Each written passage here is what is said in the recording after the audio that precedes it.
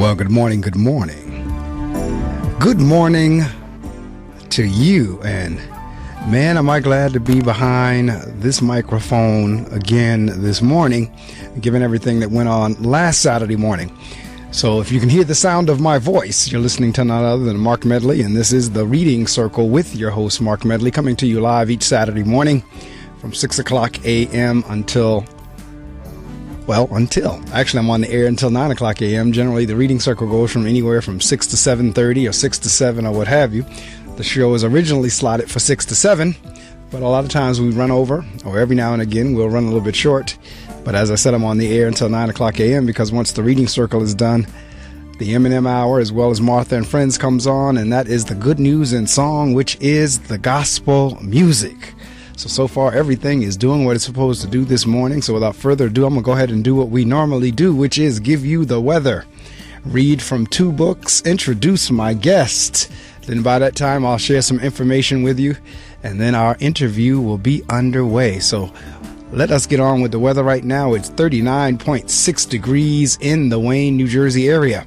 Looks like we're going to have cloudy skies early, then partly cloudy this afternoon. 10% chance of rain. We're going up to a high of 52. And they say global warming doesn't exist. I don't know, but we're going up to a high of 52 today and a low of 43 this evening.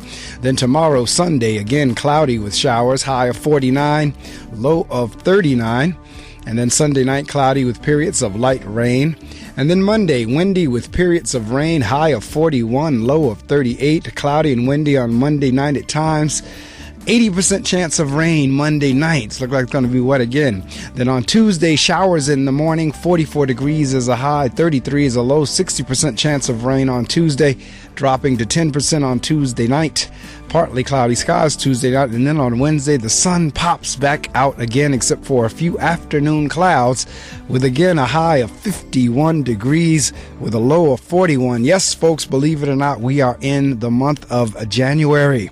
If you're speaking Spanish, in the month of enero, I believe that's correct. I have to look. I'm learning Spanish, so I'm trying to use it where I can, and I believe January is enero, but I'll fact check it just to be sure. So we kick off the Reading Circle with reading, because the weather was brought to you by WP 88 FM, the Weather Center here at WP 88.7 FM. We kick the Reading Circle off with reading. Makes sense to me, since it's a show about reading. And we read from devotionals. So this one was... I read from several, so now that the list is growing. But this particular one was written by Joel Osteen's Daily Readings from the Power of I Am, 365 Life-Changing Devotions. And for today, January the 21st, it says, words are like seeds. Keep your tongue from evil and your lips from speaking deceit. Psalm 34:13. You are where you are today in part because what you've been saying about yourself. Words are like seeds. When you speak something out, you give life to what you're saying. If you continue to say it, eventually that can become a reality. Whether you realize it or not, you are prophesying your future. This is great when you're saying things such as, I'm blessed, I will accomplish my dreams, I'm coming out of debt. That's not just being positive. You are actually prophesying victory and new levels. But too many people go around prophesying just the opposite. I never get any good breaks. I'll probably get laid off. They don't realize they are prophesying defeat. Your life will move in the direction of your words. That's for today, January the 21st. Words are like seeds. I know that's right. Daily readings from the Power of I Am, 365 life-changing devotions. From Iyanla Vanzant's book, Until Today, for January the 21st, she says, life will work for me when I realize I can always recreate what I believe. If I had a little boy, I would tell him all the things he would need to know to be a peace-filled man. I would let him know that if a man cannot follow, he will never be able to lead. I would tell that commitment, determination, endurance, patience, and faith are much more powerful than speed, force, and physical strength. I would tell him that people may not remember everything you do. However, they will always remember how you do it. I would tell him to always strive to make people feel worthy and important for whatever they can contribute. I would tell my little boy that the omission of information is the same as a lie. I would tell him that when you try to meet life on your own terms, you may be forced to renegotiate those terms. I would tell him that each day is a blessing, and what you do with your blessings determines how you will be blessed. I would tell my little boy to be willing rather than willful, to listen rather than being the first to speak, to be open to correction rather than unwilling to hear another point of view, and that the accumulation of material possessions is not the measure of success. I would tell my little boy that a man who cannot laugh at himself is a danger to himself and others. A man who does not trust himself is a man who cannot be trusted, and a man who cannot be trusted is a man who cannot love. I would tell my little boy that a man is what he thinks, and that what he thinks is a reflection of what he holds in his heart. Most important, I would want my little boy to know that it is okay to be vulnerable, because when you are vulnerable, you are innocent. I would tell my little boy that innocence is our gift from God. Until today, you may not have realized that all men start out as little boys who need information. Just for today, be devoted to rethinking what you believe about men, manhood, and your understanding of both. Today, I'm willing to recreate my beliefs about manhood. That's from the book Until Today, Daily Devotions for Spiritual Growth and Peace of Mind. The author is Iyanla Vanzant.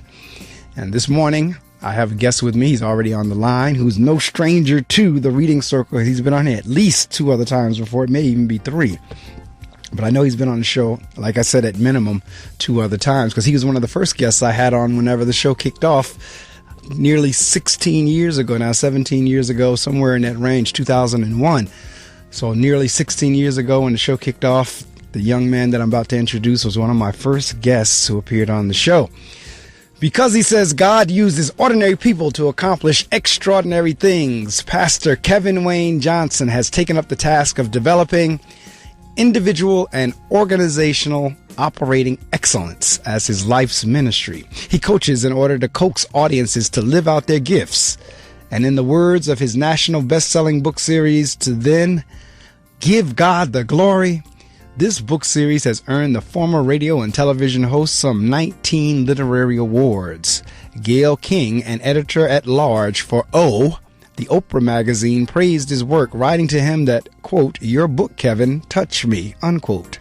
Johnson provides organizations and the people who work within them with the tools to forge effective personal and interpersonal communication. He delivers training on the elements of dynamic relationships to equip teams with the attitudes and attributes needed to develop individuals into leaders. He does so through motivating workshops, seminars, insightful keynote speeches, and compassionate coaching, all to encourage personal and professional growth. An independent certified coach, teacher, and speaker with the nationally recognized John Maxwell team, Johnson leads learning experiences that are tailored to meet the specific needs of the audience to help maximize efficiency, growth, awareness, and effectiveness. He invites those in the audience to, quote, "put your dream to the test," unquote, and provides them with a step-by-step action plan for making those dreams come true. This essential exposure to personal development techniques includes guided study and the practical application of John Maxwell's proven leadership methods. He is also dedicated to assisting authors in making their publishing dreams come true. He's addressed and led workshops at major events, including the Book Expo America at the Los Angeles Convention Center, the Capitol Book Fest in Washington, D.C., the metro area, and the Word Power International Book Fair in London, England. In addition, he's presented sessions before major Christian writers and publishing groups, as well as before national Christian leadership development conventions. Johnson also has a 30-year career in government and private industry. He has managed workforce development, training, organizational change, acquisition, procurement, customer service, client relations, and programming. This work includes projects with the Department of Defense, Department of the Treasury, the District of Columbia, the Administrative Office of the U.S. Courts, the Department of the Army, the Defense Logistics Agency, and in the private sector at Vivendi, Universal, and Reuters America. A native of Richmond, Virginia, Pastor Johnson earned a B.S. in Business Administration and Management Economics Finance from Virginia Commonwealth University and completed coursework towards an MBA at Marymount University and University of Colorado at Colorado Springs. He is an ordained Church of God minister and the senior pastor of Accokeek First Church of God in Accokeek, Maryland, and he lives in Clarksville, Maryland with his wife, Gayle, and 3 teenage sons, Kevin, Christopher, and Cameron. Welcome back to the Reading Circle microphone, none other than my good friend, my brother, Pastor Kevin Wayne Johnson. Kevin, good morning. Good morning, sir. Good morning. It's good to be back with you. I didn't realize it was 16 years. Wow. Yeah, it's been, in that time, 16 since I've been on the air, but I know, like I said, in the first year or so, you were one of my first guests because I think it was your first book. And then since that time, in between that time, you've reappeared. And that's even been 5 or 6 years ago. I'll have to go back in my calendar and look, but it's been a good 4 or 5 years ago since the second appearance. But yeah, it's been on the air 16 years now. It's that is awesome. Congratulations to you, man, for the patience and for the perseverance and all the good work that you're doing and the lives that you're touching. That's an awesome accomplishment. Well, you know what? It is, and I thank God for it because it's like whenever the show first kicked off, it kicked off kind of like as a lark. It kicked off kind of like as a fluke, but then again, there is no flukes in God. So it was meant to be at that time, and we're still here. But now, had you told me 16 years ago that we'd still be doing this, I'd probably say, I don't know. But I tell you what, every Saturday morning we truck on up here. Yeah, that is good. Good stuff. It is, and I'm excited about it, and it is a good venue for, teaching and spreading the word and just encouraging folks as well. So I use it for that, and I get very good feedback on it. So I'm thrilled to have the opportunity to do it because I can tell people all the time, it's not a paid position. This is more like a hobby for me, but it's such a unique hobby and something that very few people have an opportunity to do that's why I'm always thankful and grateful for it because it's not something anybody and everybody can do. So even though it's not a paid position for me, it's still something that's special. So I'll tell you what, I'm going to share some information with the listening audience. Listening audience, you know what to do. You get on all your social media sites, and I mean every last one of them, and let someone know that Pastor Kevin Wayne Johnson is on the air with me, and we're going to be talking about some inspirational stuff, something that you're going to need to hear. As he says, put your dream to the test. You're going to have an opportunity to learn a little bit about that. So wake somebody up. Let them know that Kevin Wayne Johnson is on the air with me here on the Reading Circle.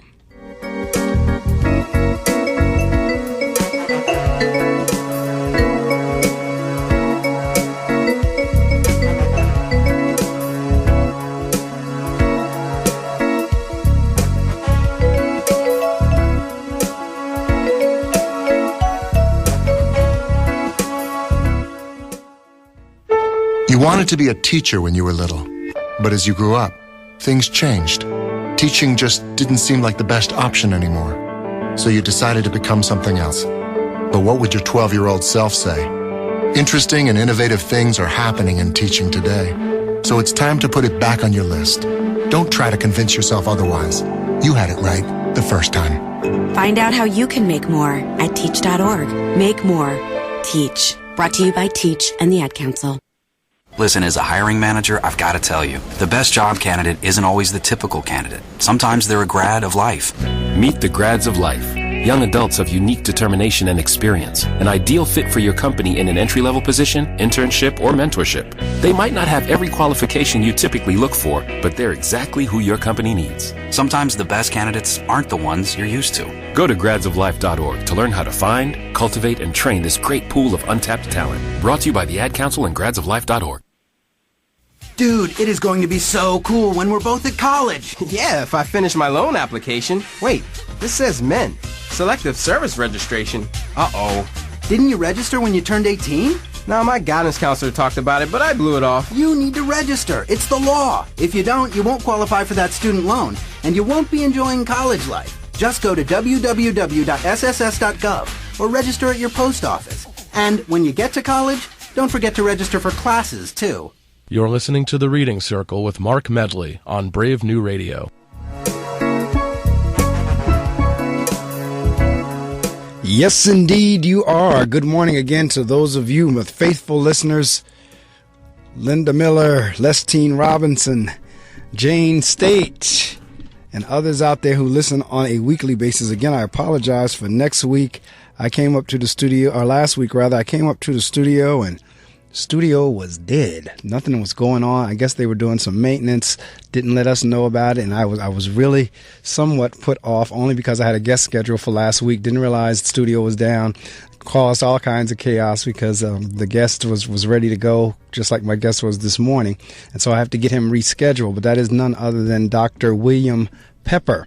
And I really was put off again last week because it was a themed weekend. It was the show was around Reverend Dr. Martin Luther King Jr., and Dr. Pepper was a friend of Dr. King's. As a matter of fact, he was the attorney for James Earl Ray, because Dr. Pepper, like I, do not believe that Dr. King was killed by one person. He does not believe one man assassinated Dr. King, that it was way more than just James Earl Ray, if indeed it was James Earl Ray at all.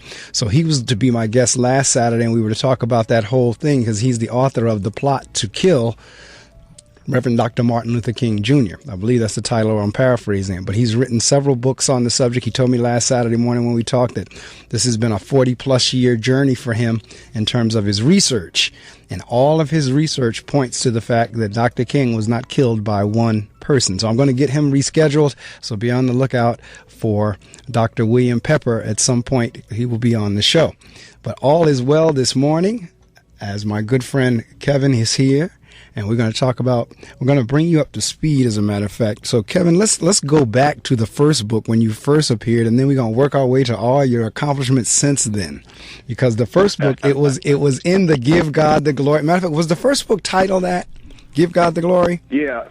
They're all titled Give God the Glory, but at that time, that was the very first book. And like yourself, getting started as a radio host, not really knowing what the future holds. You're just kind of moving out on your passion and your gift and your purpose and what it is you really enjoy doing, because that's your gift. Right. Had no idea that there would be multiple books to follow.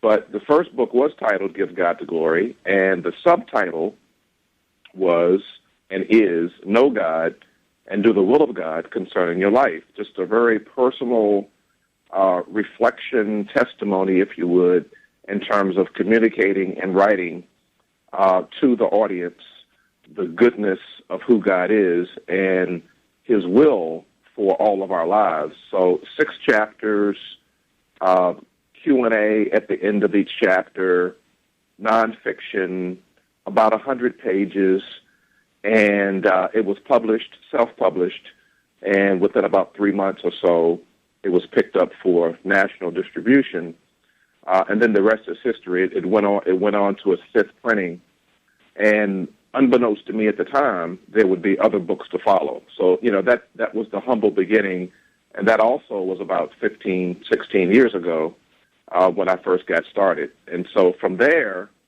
another book came, more focused on giving God the glory in the workplace, because right. At that time I'm still working. And I'm writing articles and other things as it relates to my career field, and they were all getting published.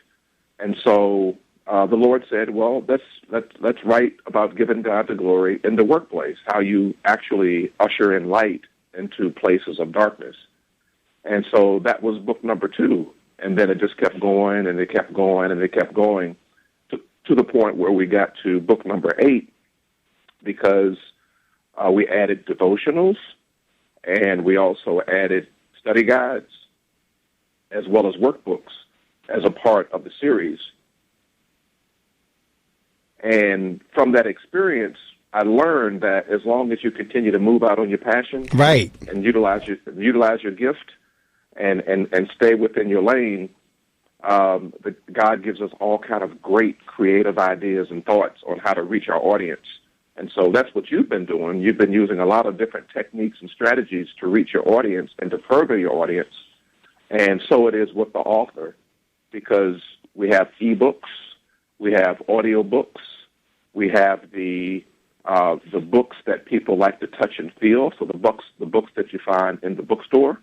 Correct. We have devotionals, we have hardback, we have softback, we have study guides, and we also have workbooks.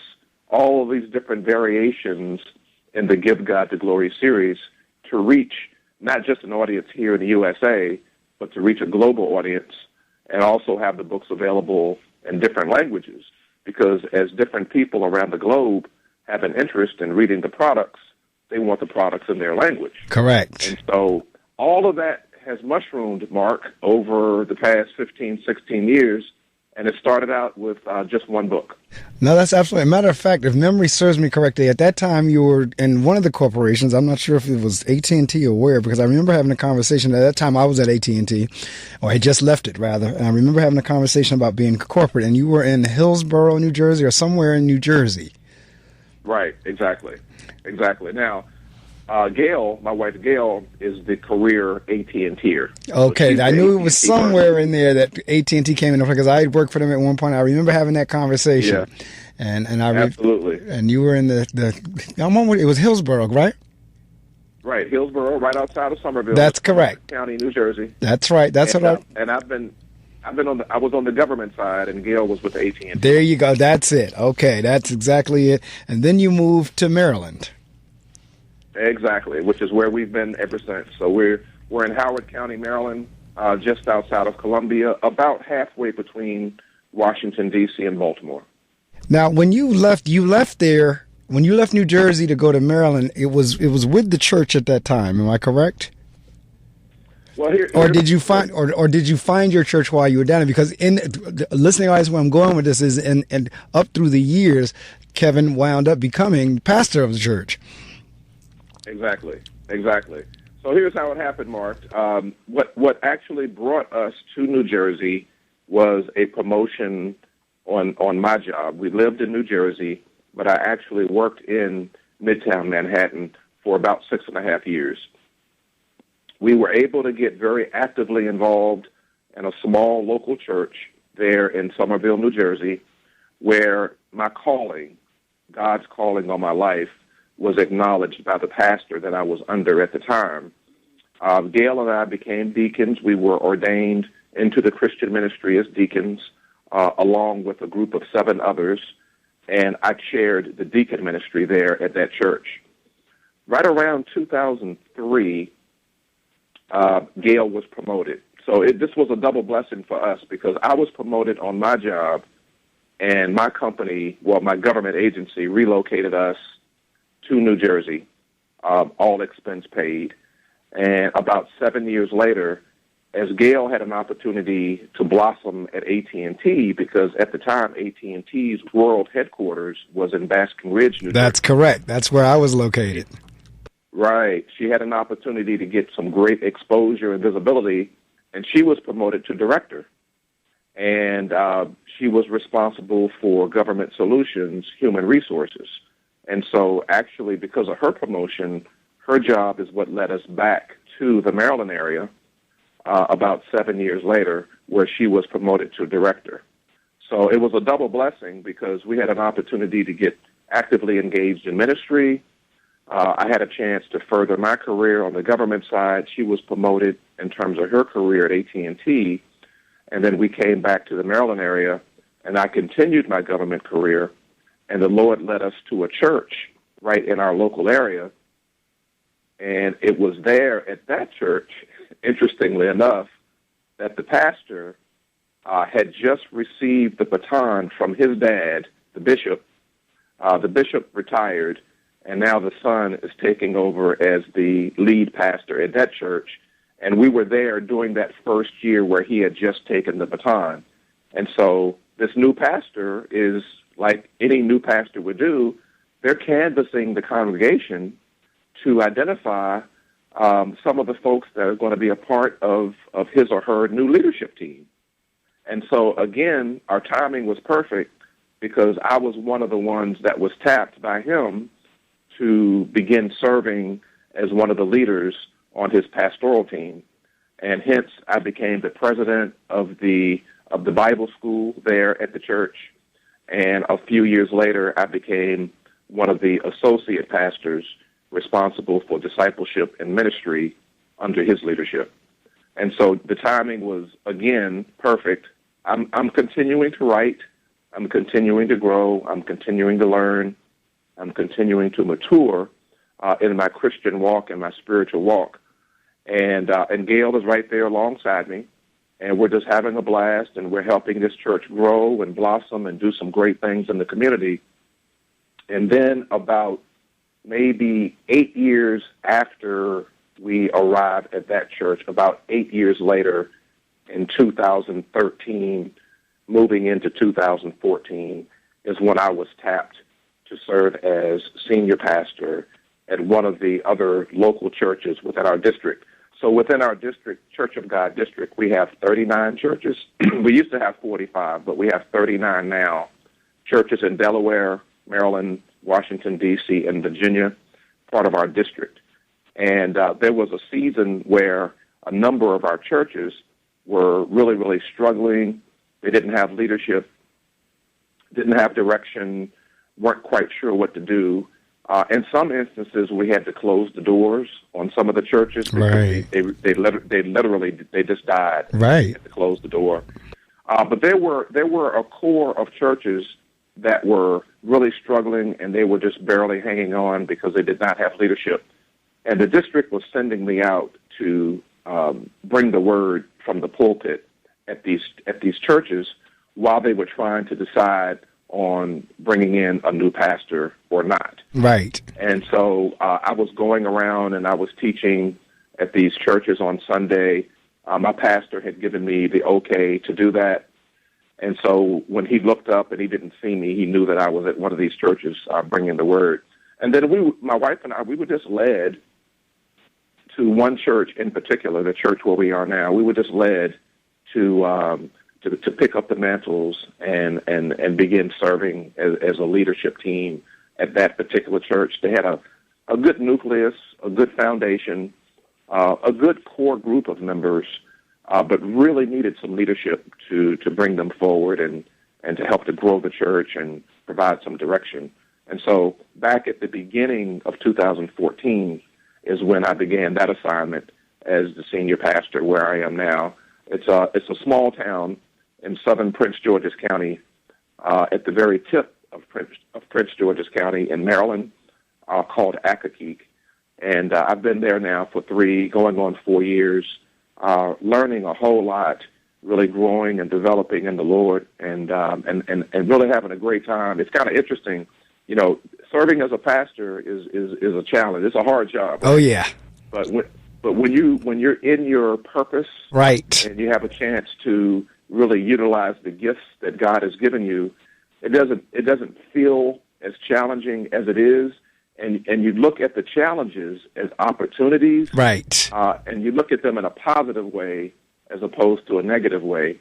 And so helping people grow and giving some spiritual counseling and being able to teach and providing different avenues to help people in their spiritual growth is really what brings pastors a lot of fulfillment. But at the same time, it's challenging in that not everyone will receive the word and not everyone will do the word, and you have to sit there and kind of watch them continue to struggle because they won't do. So that's the challenge that we have as pastors. But it's exciting. It's another phase in my life that I'm glad that I've entered into because, you know, Mark, we're always growing and we're always learning no matter where we are in life. That's correct. And it's been a great opportunity. What it's done is really taught me a lot about people, what makes people tick, what makes people go, what gives people confidence, what makes people feel like they have low self-esteem. It really opens your eyes to a lot of different human dynamics. Absolutely. On a day-to-day basis. So I'm thrilled that I accepted the assignment. It has led me into some other things, and I tell my congregation, and I'll share it with your listeners and with you as well, is that about every 3 to 5 years, approximately every 3 to 5 years, I'm looking for a new way to reinvent Kevin Wayne Johnson. Absolutely. What I mean by that is, thank you, God, for where I am, but I'm now ready to go to another level. That's right. And because staying where I am is really accepting mediocrity, and we're always striving for excellence. And part of the reason why I was excited about taking this challenge, this assignment, is because I knew it would take me to another level and another dimension. And then even while I'm doing this, I've taken even another step by partnering with the John Maxwell team as it relates to strategic leadership principles. Correct. And not just leadership in terms of what we learn in the workplace, but this is life transformational type leadership that John Maxwell teaches. Correct. And that certification is helping me work with organizations and with people and government agencies, et cetera, in terms of helping them based upon the way that this certification has helped me. So about every 3 to 5 years. So again, started with the books, then it moved into ministry, then it moved into teaching, then it moves into pastoring, then it moves into life-transforming leadership principles and strategies, and who knows what's next. But I'm open and receptive to what God has for me. And see, the thing is, the beauty of it is it's all connected. Everything that you listed there, it's all connected. And that's in my role. I try to help people connect the dots, because I listen in terms of, I know my pastor and I, we're extremely close, and we talk every now and again, and we compare the similarities between being a principal of a school and the pastor of a church. And there are a lot of similarities there. When you talk about human dynamics, I get to see it when they're kids. I get to see it on the kid level as well as the adult level, dealing with the kids in the school. And you are so right in terms of that whole reinventing yourself. And if we could get that message out and encourage more people to really look at it that way, in terms of not just staying where you are, not getting complacent, and really always accepting or looking for other challenges. That's why I like the title of the book you have there, not to mention the cover, the one about Put Your Dream to the Test, because I am a major league aviation enthusiast. In terms of airplanes and piloting and the whole thing that goes along with aviation. So when I see your cover there with the old Kitty Hawk plane there, Put Your Dream to the Test, I was like, oh, right off the bat, that caught my attention. And that's actually one of John's books. And you were talking about John Maxwell. I had a chance to be in one of those 6-week, what do they call, the brain or think tanks? I forget what they call it. Mastermind. Yeah, there you go. The mastermind. I had an opportunity to be in one of those 6-week mastermind sessions, and I don't know, and because I'm sure you all get together in terms of those of you who are trained with John Maxwell. I don't know if you have your conferences, but up here in New Jersey, a young man by the name of Terrence Biggs III. I don't know if you know Terrence or not, but I had the opportunity to sit in on 6 weeks with Terrence. Terrence went through the training. We were going over one of John's books as well.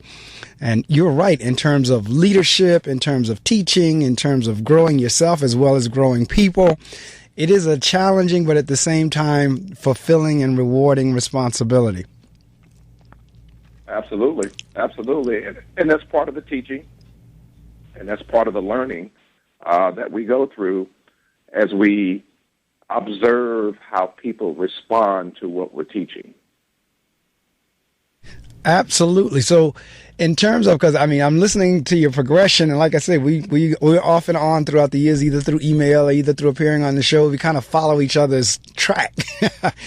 And it is awesome to hear about as well as to follow, and particularly, not for nothing, as an African American male, because African American males, as you know, are always kind of lambasted, always put down, always in the negative. So whenever I'm hearing African American males that are doing, and there's more of us doing something positive than people would think, based on what you see on the news, because whenever I put January together, my entire month of January was males. The first week was Dr. Steve Perry. Last week would have been Dr. William Pepper. Today was you, and then next week is John Finch. And so the entire month of January was males, because a lot of times, again, the men are often looked at or positioned in a way either to look like a fool or either to something negative about them. So I'm thrilled at the fact, I'm saying all that to say that you're making such progress and you have that kind of mindset and you're willing to share it. Because I think something that I read this morning was, the more you're willing to be a blessing, the more you will be blessed. Yeah, I mean, that's exactly what Jesus teaches us, and that's the concept. It is more blessed to give than it is to receive, and that includes our time, our intellect, our abilities, our gifts, our purpose. It's not just talking about money per se, although that is included. But when you give, there's so much fulfillment that's built into there, because as human creation, that's what we were created to do. It's all about sharing our gifts with others. And so, my spiritual gift, Mark, is teaching. And teaching is something that I absolutely love to do. And it just so happens that I get paid for it, but it's something that I have done, like what you are doing, for absolutely free, because right. I get so much fulfillment from it. I get paid for it, but it's something that I would do for free, and it's something that I have done and will continue to do for free, because I'm giving a gift. Right. And through giving, I'm encouraging, and then I'm inspiring, and I'm motivating, and that's what it's all about. And as it relates to men of color who are the recipients of a lot of harassment in this society, what I always tell our men, including my three sons, is three things. Number one, always do your best. Right. Number two, always strive for excellence. Correct. And number three, always see the glass half full. In other words, always bring a positive perspective to whatever it is, whatever challenge that's looking at you. Because what you're going to find out is a lot of times people will react to you in a totally different way when they see that you always have a very professional and calm demeanor.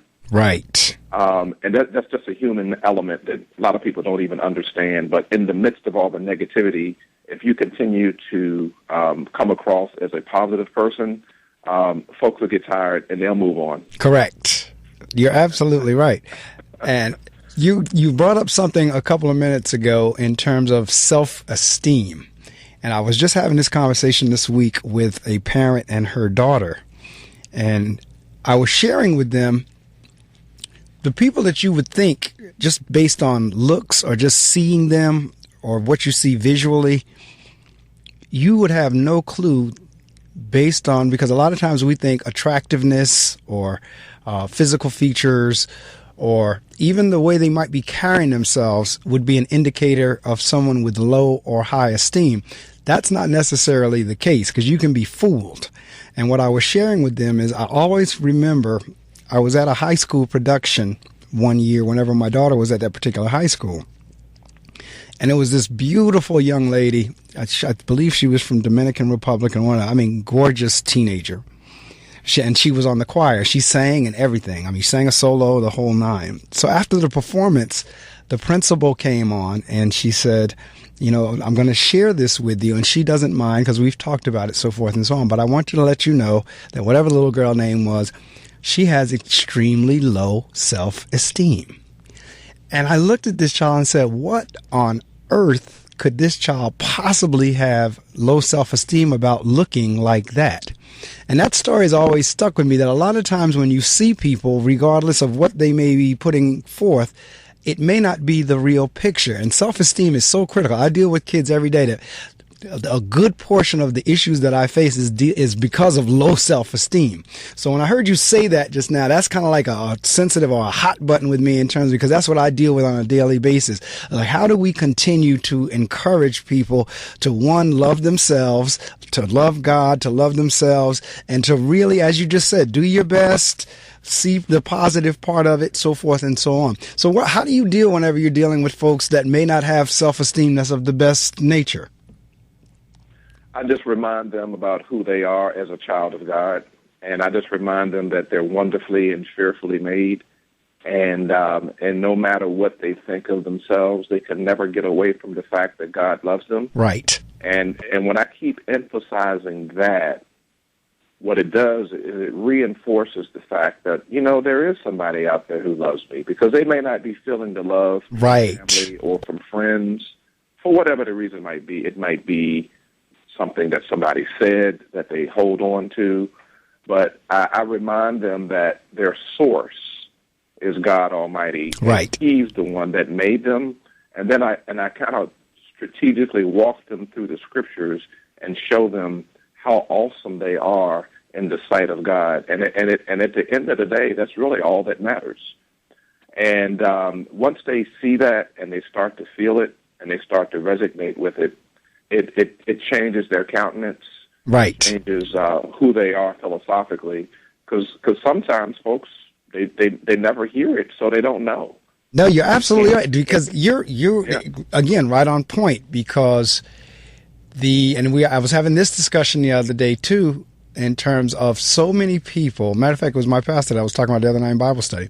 So many people never hear the words from anybody, I love you. I mean, there was a woman in Wednesday night at Bible study that said she's never heard her mother say, I love you. She's never heard her mother tell her that she loves her. And this was a grown woman. This was not like a teenager. This was a full-fledged grown adult. And she says, when I talk to my mother, when we get ready to leave, or I talk to her on the telephone, I always say I love you. And she just kind of grunts back. And she says it seems like she just has something with being able to say I love you. I'm saying all that to say is there are people out there who've never heard anyone in their family tell them that they love them. And that's critical. Yeah. So many people are looking for that. And I mean, it's like if you come to my school, you cannot go anywhere in the building without seeing a sign that says love. And I did that intentionally. You see just the word love. That's it. That's all you see, is you see it as you walk around, because I want it to get into their spirit. But there are people that's just never had anyone tell them that. Yeah. And it makes a big difference. So those are the things that you sort of learn and you identify as you grow up and as you have a chance to work with people and kind of understand what makes them tick, from a mind, body, and spirit perspective.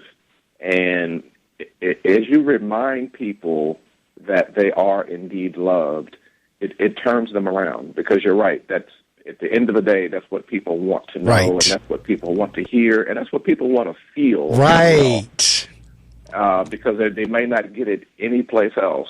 And once they start to get that, it makes a big difference in their lives. We, as a part of our prison ministry, when we have conversations with the young men or older men and young women and older women in prison, in part, a lot of what gets them incarcerated is because they were lashing out, right? Because they don't feel loved.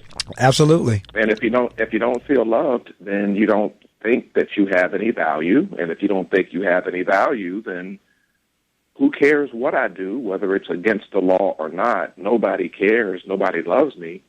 And that's a real conversation that we have with folks in our prison ministry. They don't feel love. And so that helps to turn people around, and it's very, very key. So I'm glad to see that you have that word echoed throughout your studio, because it means a whole lot to people, and it's saving people's lives. Yeah, it is. Actually, it's throughout the school, throughout my school building. And like I said, a couple years ago, I had heard of it. I won't tell the story because listening audience has heard it multiple times. But I had like 300 signs printed up and laminated. White background, red letters. And it's like all in stairwells, classrooms, bathroom doors. Anywhere you walk in my building, you come across that word. And it's been there now for the last 2 years. And it is a part of the game changing. Because when you come into the building, people said, I can feel, there's something about it in here. I feel it. Because like the kids, they become mannerable and like, I tell you, the kids make me feel like a rock star. When I walk out of my office into the hallway, if they happen to be changing classes, they'll just run up and all of them 2 or 3, 5, 6, 7, 8, 9, 10 at a time will run up and hug. And so, certainly it has permeated the place and continues to permeate the place. But I mean, it's like you said earlier, the opportunity to work with people. And I see here in terms of your coaching, and because I'm looking at your bio, it says you coach in order to coax audience to live out their gifts.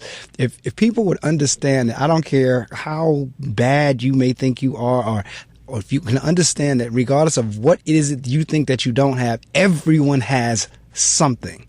And that's one of the things I try to get my teachers to understand. I said, look, every child in this building is something that they're good at. You've got to find it and acknowledge it. And once you do that, you'll find the other things they're good at. Yeah, absolutely. Absolutely. Helping them to identify their purpose and plans and gifts. That's a key role that our teachers have. And that's a key role that any adult has in the life of a child. That's correct. Makes a big difference because they're gonna grow up and be adults. That's right. Absolutely. Well, I tell you what, we're going to take a tiny break before we close down. But if you've been listening, those of you in the listening audience, my guest this morning is Kevin Wayne Johnson, life-changing keynote speaker, certified John Maxwell coach trainer, senior pastor, and author. And he is not a stranger to the Reading Circle microphone because, as I said, when the show kicked off about 16 years ago now, Kevin was one of my first guests that came on to the show. And I remember all my first guests. I remember you all well. Whenever you do come back, I remember you and Denise Rogier. She was Denise Campbell at the time, and she got married. She's Denise Rogier, and I've had a couple other folks that were on my first year. And every time you all come back on, I always reminisce and think back to those first few years on the air. And social media has been wonderful in terms of keeping folks connected. Matter of fact, in all honesty, probably had it not been for social media, I'm not sure if I would still be on. I might or might not, because a few years ago, one of the first social media sites was called MySpace or something like that. And I just that was for kids. I had no interest in it. And then when Facebook came out, I felt Facebook was in the same category as MySpace and had absolutely nothing for it to do. And then one day the light bulb literally went off in my head. I was like, wait a minute. This is a wonderful advertising vehicle. And I started getting on all the various different social media sites, and 99% of my guests since that point has come through social media, either LinkedIn or Facebook or Twitter or one of them. So social media has helped and blessed this show tremendously. It has kept us connected, and I'm always appreciative for those who are in those early days of the show, such as yourself. So, all right, I'm going to share this information with the listening audience, and then Kevin and I will come back and wrap up, and then we'll be on with the good news and song, which is the gospel music. My name is Diamonds. I am a radio DJ in North Jersey. I broadcast on the frequency of 88.7 FM. I will be on the air every Saturday from 3 p.m. to 6 p.m. when the sun is setting in the sky. If you are out there, if anyone is out there, I can provide music, I can provide entertainment. If there's anybody out there, anybody, please. Club Melting Pot. Every Saturday from 3 p.m. to 6 p.m. Only on WP 88.7 FM, Brave New Radio. Want to expand your horizons? Want to broaden your mind? Well, listen to the only show of its kind. Listen to the Reading Circle. We bring you what's going on in the world of reading, in the world of books. Sometimes the book may be from 20, 30 years ago, because the thing about books, they are timeless, particularly if there's a good message. And then there are times when we do books that are hot off the press that were just released. Listen to The Reading Circle every Saturday morning from 6 a.m. The Reading Circle with your host, Marc Medley. Only on WP 88.7 FM.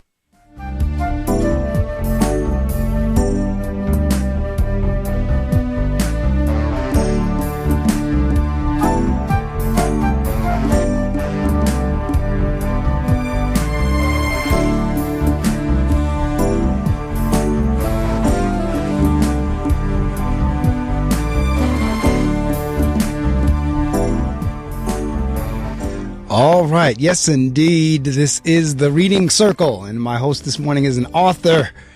Beyond that, many other things as well. As he says, he reinvents himself every 3 to 5 years, and that's a good way to be. I think, Kevin, for me, I can resonate, or that really leaps out at me or connects with me, because personally, I just think life is too short. So why be stuck in only one thing or one place when there's so many things God has for us out there that we can try and do and experience.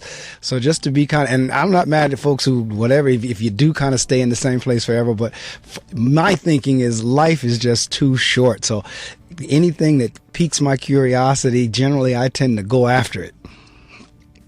Yeah, and I totally agree. Now, you have to remember also, we live in a world that has in excess of 7 billion people in it at any given time. And like you said earlier, through good use of social media, good use of technology, I can reach brothers and sisters in Slovenia, right, in the Philippines, in Bermuda, in Turks and Caicos, in Peru, in Yugoslavia, just as fast as I can reach my brother Mark in New Jersey. That's correct. And so there's people all over the globe that we can be reaching and touching and helping and encouraging and inspiring and motivating through the touch of a button.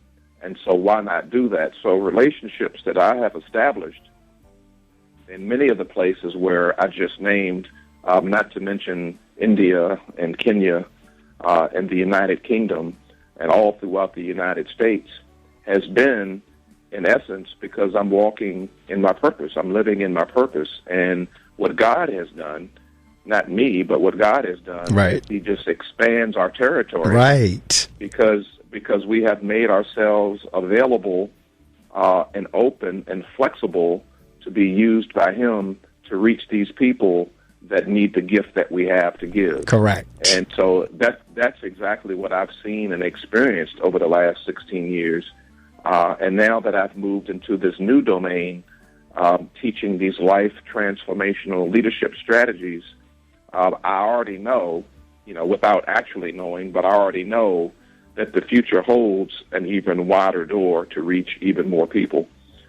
And so that's why we continue to move forward in the things that God gives us, because, again, it is more blessed to give than it is to receive. And as a part of our giving, He continues to open up the doors of the windows of heaven to the point where we cannot even receive all the blessings. That's absolutely right.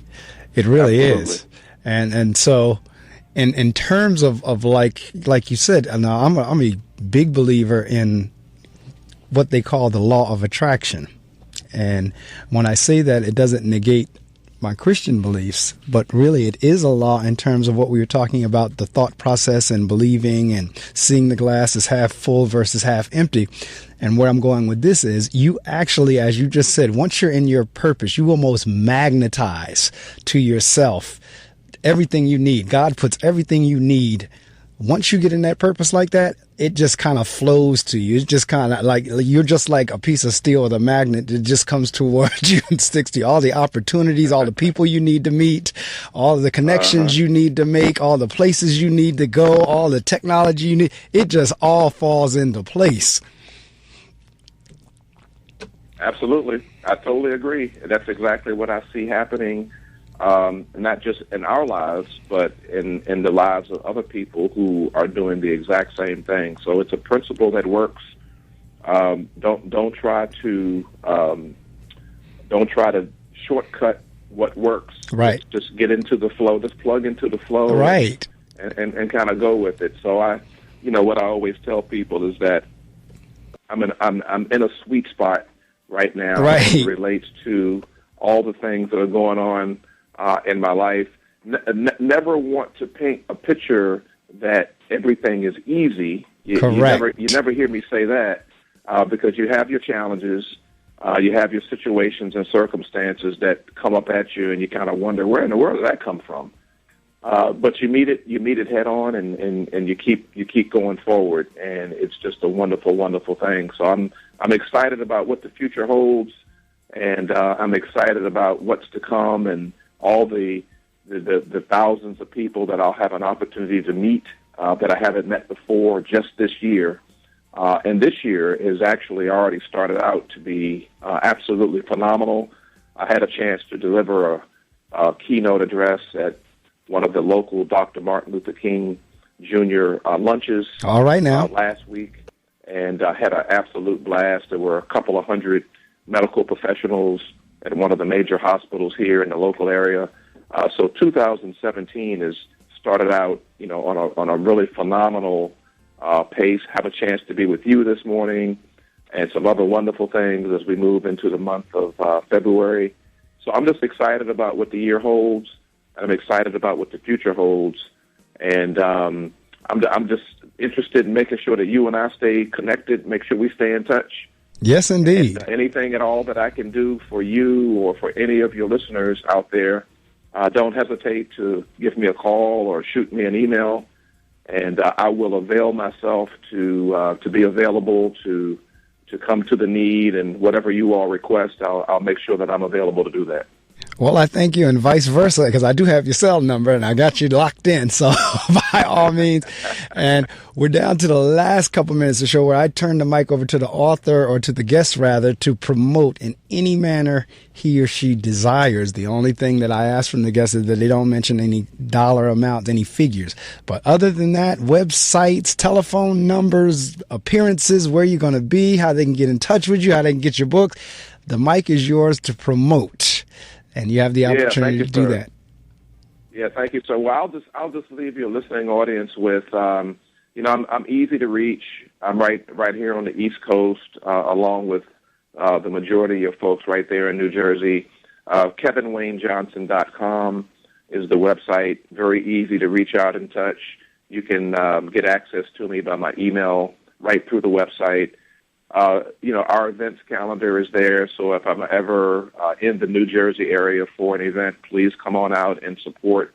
Anything that I can do to help or assist, don't hesitate to let me know. I'm locked in with a number of the pastors there in the state of New Jersey, and I'm locked in with a number of the different bookstores as an author.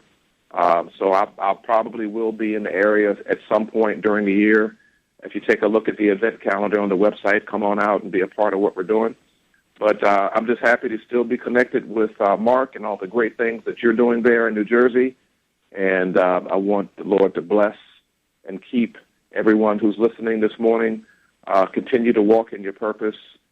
Be positive, be professional, and always see the glass as half full, because positivity is always better than negativity. I know that's right. Well, I tell you what, Pastor, you have a wonderfully blessed day, weekend, week, month, year to you and your family. I'm glad to hear that it's kicked off already in 2017, so successful. I'm not surprised at all, because as your book say, we give God the glory. Yes, and we are grateful and thankful, and I'm grateful and thankful. Like I said, I follow you on the social media. I stay up with everybody on either Facebook or LinkedIn or Twitter, whatever's going on. So I've been able, even if we don't get a chance to chat, I know we're kind of like what's going on. Because whenever you finished the Maxwell course, I saw it was posted and everything. And so, I've been able to keep up with folks. Like I said, technology is a wonderful thing if you use it wisely. It's kind of like fire. It's like fire. You can either, as Bob Proctor can say, it could cook your meal or kill you. And so technology is that same way. But I am thrilled that you rose early this morning to chat with us. To my knowledge, all the equipment was working well this morning opposed to last week. So it should be recorded, and when I get it edited, I'll send you the links, and you can do whatever you'd like with them. Yes, sir. Look forward to it. Thank you so much. All right. Again, be blessed. Continue, as my mother can say, keep on keeping on. Yes, sir. You do the same. All right. Take care now. All right.